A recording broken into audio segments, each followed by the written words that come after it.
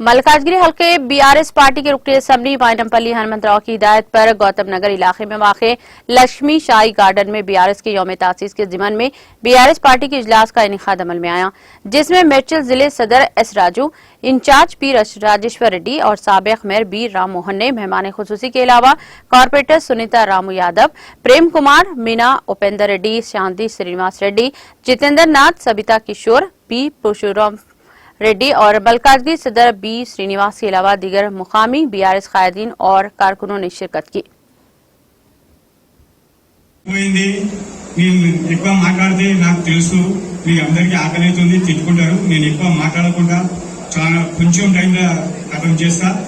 సభకు నమస్కారం।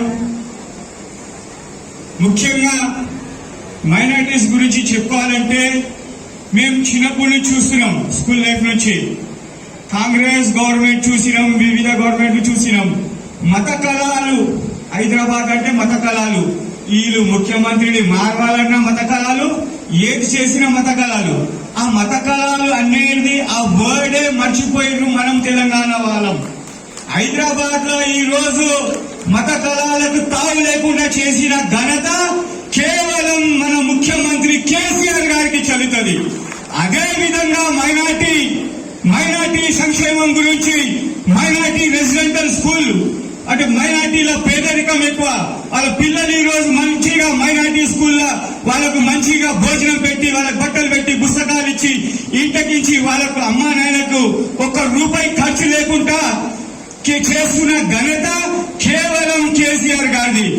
ఈ రోజు ముస్లింస్ ని ఏ ప్రభుత్వాలు పట్టించుకోలే। నేను చాలా రాజకీయ పార్టీలో తిరిగిన, చిన్నప్పుడు నుంచి రాజకీయాల్లో ఉన్నా, కానీ ఏ రాజకీయ పార్టీ ముస్లింస్ ని పట్టించుకోలే।